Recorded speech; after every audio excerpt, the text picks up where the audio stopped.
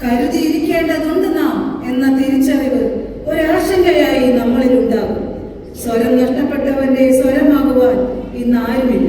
പ്രതികരണത്തിന്റെ, പ്രതിഷേധത്തിന്റെ, പരിഭവത്തിന്റെ പാട്ടുമായി ദാനങ്ങൾ നാം അറക്കും വരെയെങ്കിലും നീറുന്ന സത്യങ്ങൾ വിളിച്ചു പറയാൻ നിങ്ങൾക്ക് മുന്നിൽ അതെ, നിങ്ങൾക്ക് മുന്നിൽ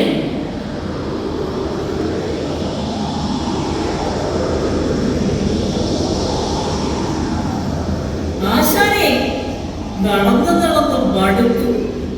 വിശന്നിട്ടാണെങ്കിൽ നടക്കാനും വയ്യ. ഞാനിനിയില്ല. ഇങ്ങനെ പേടിച്ചൊളിച്ച് എത്ര നാൾ നടക്കണം? എന്റെ കുട്ടിക്കാണെങ്കിൽ പനിക്കണുണ്ട്. തളരരുത്, നടന്നേ പറ്റൂ. നമ്മുടെ വീടും കൃഷിയിടവും ദേവാലയവുമെല്ലാം അവർ തകർത്തത് നമ്മൾ കണ്ടതല്ലേ? നമ്മുടെ സഹോദരങ്ങളെ അവർ അതൊന്നും ഇനി ഓർമ്മിപ്പിക്കല്ലേ. കത്തിക്കരിഞ്ഞ മനുഷ്യമാംസത്തിന്റെ മണമാ മൂക്കിൽ ഇപ്പോഴും. എന്റെ കുട്ടിയെ അവർ കരയരുത് മകനെ, കണ്ണീരൊന്നും പാഴാക്കിക്കൂടാ. സങ്കടത്തിന്റെ പെരുങ്കടൽ നെഞ്ചിലിട്ടിട്ട ഈ ആൾക്കൂട്ടമെല്ലാം അലയണത് കണ്ടില്ലേ? അതാ മഴ വരുന്നുണ്ട്.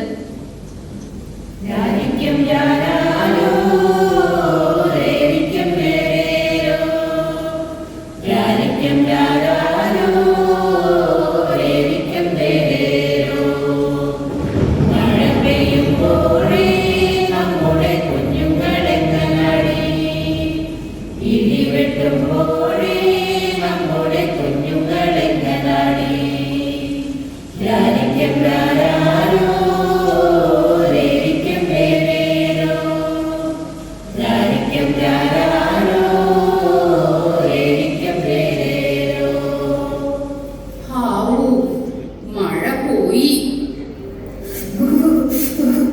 എന്തൊരു തണുപ്പാ മുത്തശ്ശ. അല്ല മുത്തശ്ശ, അവരെന്തിനാ നമ്മളെ നമ്മുടെ നാട്ടിൽ തല്ലി ഓടിക്കുന്നത്? നമ്മൾ പള്ളിയിൽ പോണോണ്ടാണോ? ഒരു ക്രിസ്ത്യാനിയാവുക എന്നത് അത്ര വലിയ തെറ്റാണോ അപ്പൂപ്പ? അവരെന്താ ചെയ്യുന്നതെന്ന് അവരറിയുന്നില്ല. നമുക്ക് ദൈവത്തിൽ ആശ്രയിക്കാം. നമ്മൾ എന്തിനാ അപ്പൂപ്പ ക്രിസ്ത്യാനിയായത്? നമ്മൾ എങ്ങനെയാ ക്രിസ്ത്യാനിയായത്? നമ്മൾ എങ്ങനെയാ നമ്മളായതെന്ന് നിങ്ങൾക്കറിയൂ? ഒരിക്കൽ അനശ്വരതയുടെ വിതക്കാരൻ വിതയ്ക്കാൻ പുറപ്പെട്ടു. വിതച്ചപ്പോൾ വിത്തുകളിൽ ചിലത് വഴിയരികിൽ വീണു. ആകാശപ്പറവകൾ വന്ന് അവ കൊത്തി തിന്നു. മറ്റു ചിലത് മണ്ണധികമില്ലാത്ത പാറമേൽ വീണു. അവ മുളച്ചു പൊന്നിയെങ്കിലും സൂര്യൻ ഉദിച്ചപ്പോ വെയിലേറ്റു വാടുകയും വേരില്ലാതിരുന്നതിനാൽ കരിഞ്ഞു പോവുകയും ചെയ്തു. മറ്റു ചിലത് മുൾച്ചെടികൾക്കിടയിൽ വീണു. മുൾച്ചെടികൾ വളർന്ന് അതിനെ ഞെരുക്കിക്കളഞ്ഞു. ശേഷിച്ച വിത്തുകൾ നല്ല നിലത്തു വീണു. അത് വളർന്ന് 100 മേനിയും 60 മേനിയും 30 മേനിയും ഫലം പുറപ്പെടുവിച്ചു. ഉയരുന്നു സഭ വിരിയുന്നു, ക്രൈസ്തവ സഭയിൽ ഉയരുന്നു, വിശ്വാസത്തിൻ സ്നേഹത്തിൻ നവജനതലി മണ്ണിലുയർത്തുന്നു. ഉയരുന്നു സഭ വിരിയുന്നു, ക്രൈസ്തവ സഭയിൽ ഉയരുന്നു, വിശ്വാസത്തിൻ സ്നേഹത്തിൻ നവജനതലി മണ്ണിലുയർത്തുന്നു. പ്രിയരെ, നിങ്ങൾ ലോകമെങ്ങും പോയി സർവ്വ സൃഷ്ടികളെയും സുവിശേഷം അറിയിക്കുവിൻ. പോകുവിൻ, കാൽവരിയിലെ സ്നേഹത്തിന്റെ ഗാഥകൾ എങ്ങും നിറയട്ടെ. വരുവിൻ, ലോകത്തിന്റെ ഇരുളിൽ അറിവിന്റെ വെളിച്ചമായി നമുക്ക് മാറാം. വിശക്കുന്നവർക്ക് ഭക്ഷണമായി, പാർപ്പിടമില്ലാത്തവർക്ക് സംരക്ഷകരായി നമുക്ക് നല്ല അയൽക്കാരാകാം. രോഗികളും ദുരിതം അനുഭവിക്കുന്നവരും നമ്മുടെ സ്നേഹ ശുശ്രൂഷയുടെ അവകാശത്തിനായി കാത്തിരിക്കുകയാണ്. നേരം വൈകിക്കൂടാ, നമ്മൾ സുവിശേഷ സന്ദേശവാഹകരാണ്.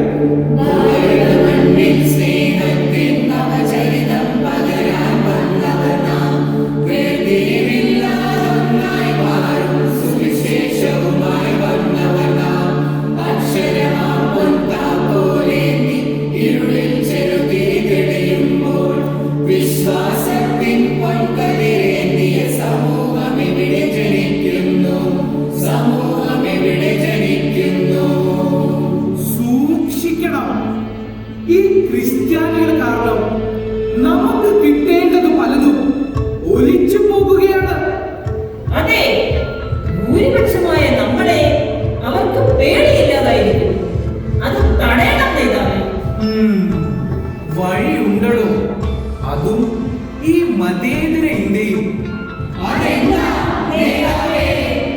നമ്മൾ ഡൽഹിയിലും ഗുജറാത്തിലും മുംബൈയിലും പ്രയോഗിച്ച അതേ തന്ത്രം, വർഗീയത. അതെ, ന്യൂനപക്ഷങ്ങളെ ഒതുക്കിയ അതേ തന്ത്രം. മേലോട്ട് നോക്കിയാൽ എന്തു കാണാം? വാഴ്ത്തല 100 നിരന്നു കാണാം. താഴോട്ടു നോക്കിയാൽ എന്തു കാണാം? തീക്കനൽ പാടം പുകഞ്ഞു കാണാം. തെക്കോട്ടു നോക്കിയാൽ എന്തു കാണാം? സ്വപ്നങ്ങൾ തൻ ശവ കാഴ്ച കാണാം. വടക്കോട്ടു നോക്കിയാൽ എന്തു കാണാം? അമ്മകൻ കണ്ണിലെ ചാലു കാണാം. മതം മാറിയതിന്റെ ഭക്ഷണം ഞങ്ങൾ എടുക്കും. മതം മാറിയതിന്റെ വസ്ത്രം ഞങ്ങൾ ഉരിഞ്ഞെടുക്കും. നിന്റെ വീടും കൃഷിയിടവും ഞങ്ങൾ കത്തിക്കും. നിന്റെ അൾത്താരയും ദേവാലയം ഞങ്ങൾ അടിച്ചു തകർക്കും. നിന്റെ എല്ലാം ഞങ്ങൾ എടുക്കും, നിന്റെ ജീവനടക്കം.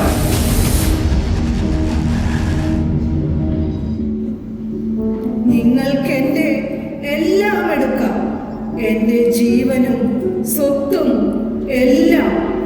പക്ഷേ നിങ്ങൾക്ക് എടുക്കാൻ കഴിയാത്ത ഒന്നുണ്ട്, എന്റെ വിശ്വാസം. നിങ്ങൾക്ക് തകർക്കാൻ കഴിയാത്ത ഒന്നുണ്ട്, എന്റെ ഉള്ളിലെ യേശുക്രിസ്തുവിന്റെ രൂപം. അവരിപ്പോഴും ആ കാട്ടിൽ തന്നെയുണ്ട്. അവരിപ്പോഴും ആ വഴിയരികിൽ തന്നെയുണ്ട്. ആരാണ് അവരെ രക്ഷിക്കുക?